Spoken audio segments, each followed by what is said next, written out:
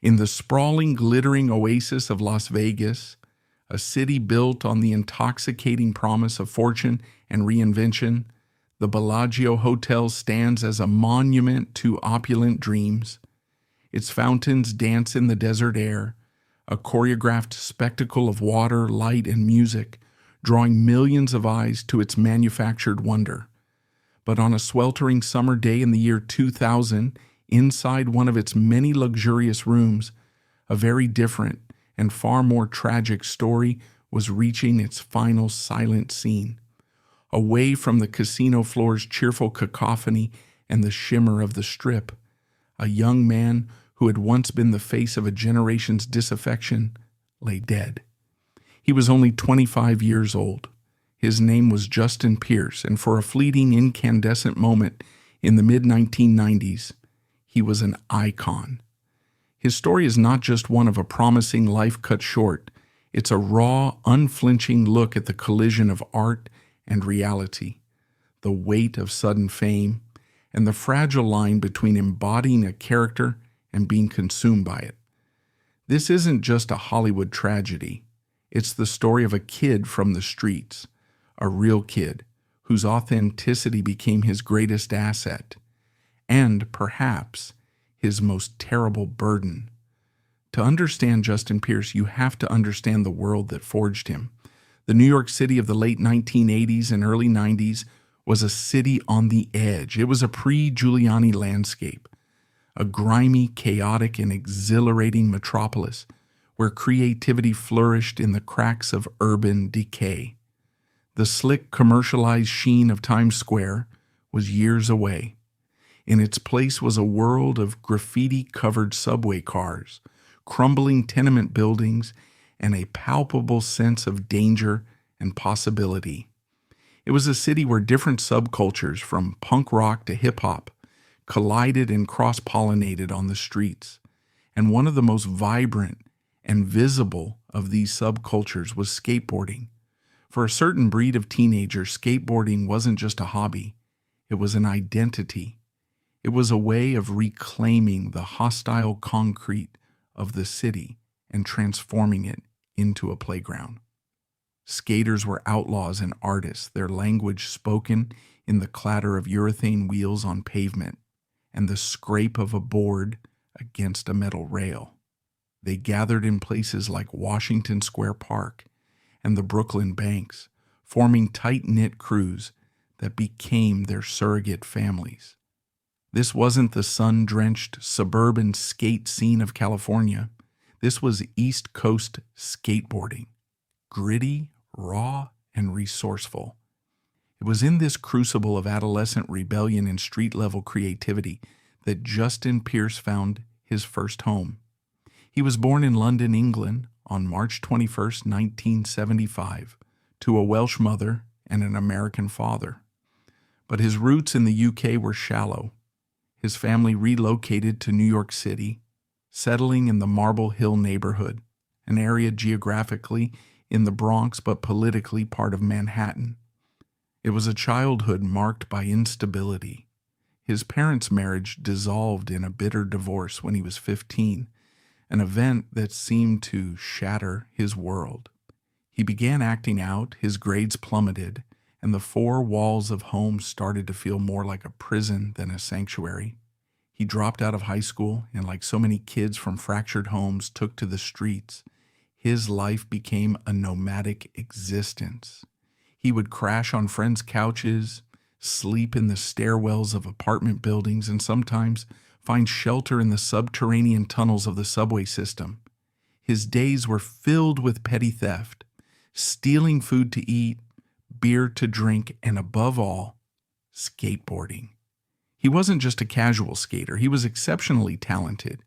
He fell in with a crew of kids who would become local legends, a group that included future professional skaters and street culture icons like Harold Hunter and Peter Beachy. They were the original members of the Zoo York skate team, a brand that would come to define East Coast skating. For Justin, this world provided the structure and camaraderie his own family life had lacked. It It was a brotherhood forged in shared risk and a mutual disregard for authority. He was known for his wild, anarchic energy, but also for a certain charm and a raw, unvarnished charisma.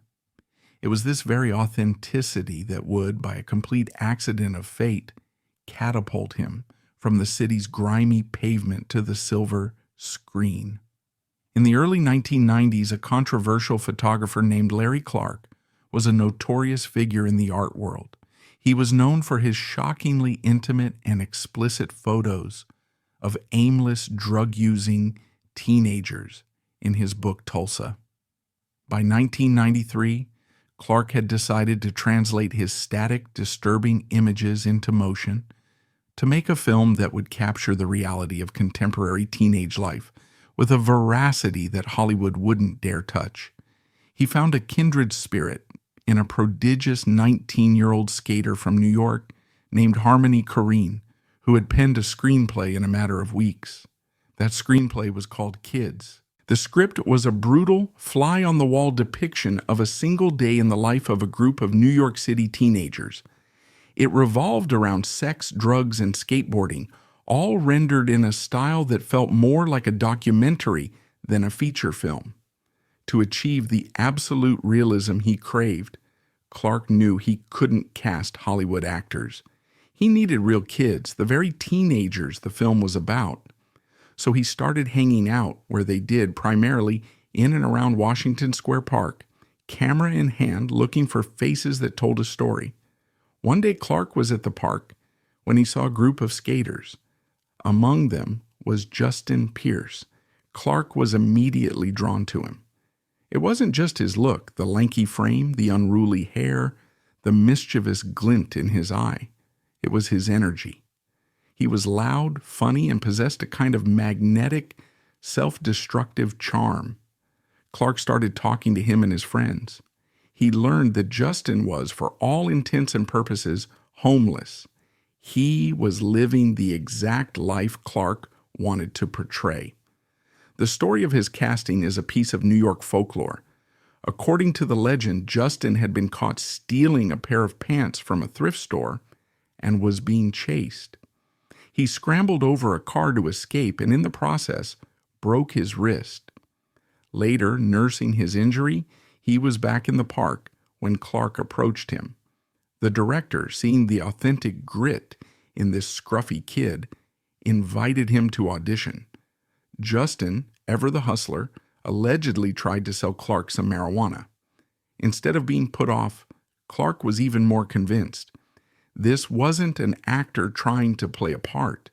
This was the part.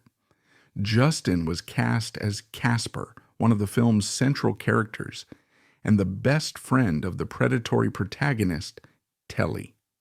While Telly is a soulless Casanova on a dark quest, Casper is the film's tragic beating heart. He's a foul-mouthed, drug-addled mess, but beneath the bravado, there's a palpable vulnerability, a sense of a lost boy desperately trying to project an image of a man. He is both hilarious and heartbreaking, often in the same breath.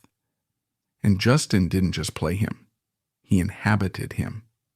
The making of Kids was as chaotic and unconventional as the film itself. The cast was composed almost entirely of non-actors, many of whom, like Justin, were plucked directly from the skate scene. The set was loose, with Clark encouraging improvisation to capture the natural rhythm of their speech and interactions. For Justin, it was a world away from the struggle of his daily life. He was being paid, he had a place to be every day, and he was surrounded by his friends. He was the life of the set, a constant source of anarchic humor. Chloe Sevigny, who made her debut in the film, recalled how he would do anything to make people laugh, to keep the energy high. Yet the line between performance and reality was dangerously blurred. The film depicted heavy drug and alcohol use, and for many of the cast members, this wasn't acting. It was simply their lives, now being recorded on camera. Justin's character, Casper, is seen drinking, smoking, and getting into brutal fights. The authenticity that made his performance so electrifying came from a very real place of pain and chaos. He wasn't just channeling a character's darkness, he was channeling his own. A little known fact that speaks volumes about his state at the time is that during the filming, Justin was living in the basement of the Chelsea Hotel, a legendary bohemian outpost. But his room was little more than a closet. He was still living on the margins, even as he was becoming the star of a groundbreaking film. When Kids premiered at the Sundance Film Festival in 1995, it was a cultural explosion. It was met with a firestorm of controversy. Critics were polarized, with some hailing it as a masterpiece of social realism and a vital wake-up call, while others condemned it as exploitative pornographic child abuse. The film was slapped with a restrictive NC-17 rating, which the original distributor, Miramax, refused to release. The film's producer, Harvey Weinstein, in a move that now seems darkly ironic, formed a separate company specifically to distribute the film unrated. The controversy, of course, only fueled its notoriety. It became a must-see event, a defining cultural artifact of the 90s, and at the center of it all was Justin Pierce. His performance as Casper was universally praised. He was singled out for his naturalism, his charisma, his ability to convey profound sadness beneath layers of nihilistic posturing. He won the Independent Spirit Award for Best Debut Performance, an astonishing achievement for a non-actor who, just a year earlier, had been sleeping in subway tunnels. Suddenly, Justin Pierce was a star. He was flown to the Cannes Film Festival, interviewed by major magazines, and hailed as the raw, authentic face of a new generation. For a kid who had grown up with nothing, it was a dizzying, disorienting ascent. The success of Kids lifted him out of poverty and homelessness. He moved to Los Angeles, the city of dreams, hoping to build a real acting career. He landed roles in a handful of other films, such as A Brother's Kiss and Next Friday, where he often played variations of the street-smart, fast-talking character that had made him famous. He also started his own clothing company with friends from the New York skate world, a brand cheekily named Fat Clown. On the surface, it seemed like a classic rags to riches story. But behind the scenes, the foundation was cracking. The very things that had made him perfect for the role of Casper, his chaotic energy, his history of trauma, his reliance on substances to cope, were not easily shed. The world of Hollywood parties and endless temptation was a dangerous playground for someone with his background. One rarely discussed incident from this period offers a glimpse into his volatile state. During the filming of the 1997 movie First Time Felon, he reportedly got into a physical altercation on set. It was a small event, quickly smoothed over, but it was a sign of the inner turmoil that was constantly bubbling just beneath the surface. He was a young man wrestling with demons that his newfound fame and money could not exorcise. In fact, they often seemed to amplify them. He found a measure of stability when he met and married a fashion stylist named Gina Rizzo in 1999. They had a whirlwind romance and a lavish wedding in Las Vegas.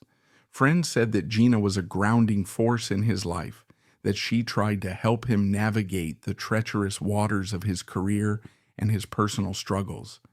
They bought a house, and for a while, it seemed as though Justin might be able to build a life for himself beyond the shadow of Casper. But the peace was fragile. The acting roles began to dry up. He was typecast, seen only as the fast-talking kid from the streets, and the industry seemed to lose interest as he aged out of that persona. He struggled profoundly with depression, a condition that was likely exacerbated by his substance use. Those close to him recall a growing sense of despair and frustration. He felt trapped by the very image that had made him famous. The authenticity that had been his ticket to stardom was now a cage. One of the most poignant and revealing quotes from this time comes from his friend and fellow actor Leo Fitzpatrick, who played Telly in Kids. Years later, Fitzpatrick reflected on Justin's struggle, saying he was the best actor in Kids, but I think the character he played in that movie was a lot closer to him than he wanted anyone to know. It's a heartbreaking observation. Justin wasn't just haunted by a character. He was haunted by the reality that the character was, in many ways, a mirror. He had shown the world his wounds for a role, and now he couldn't figure out how to heal them. The historical debate around Kids is complex and continues to this day. Was Larry Clark a brilliant artist holding a mirror up to a lost generation? Or was he an adult who exploited vulnerable teenagers for his own artistic and commercial gain?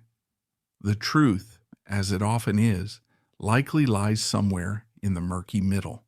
Many of the cast members, like Chloe Sevigny and Rosario Dawson, went on to have successful, long-lasting careers and have spoken about the film as a positive, albeit intense, launching pad. But for others, the experience was more damaging. The death of another cast member, Harold Hunter, from a drug overdose in 2006 further fueled the narrative that the film had a dark, lingering legacy. For Justin, the controversy was academic. He was living the consequences. The film had given him a name, but it had also branded him. It had exposed his rawest self to the world, and the world had applauded, but it hadn't offered him a path forward.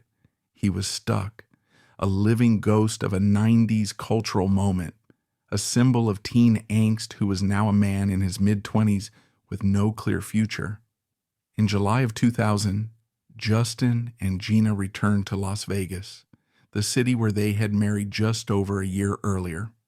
The official reason for the trip is unclear. Some reports suggest it was for a job, others that it was a vacation. But it's clear that Justin was in a dark place. His marriage was reportedly under strain, and his career was stalled. The glittering facade of Las Vegas, a city that preys on desperation and promises impossible jackpots, must have been a deeply alienating environment for someone so lost.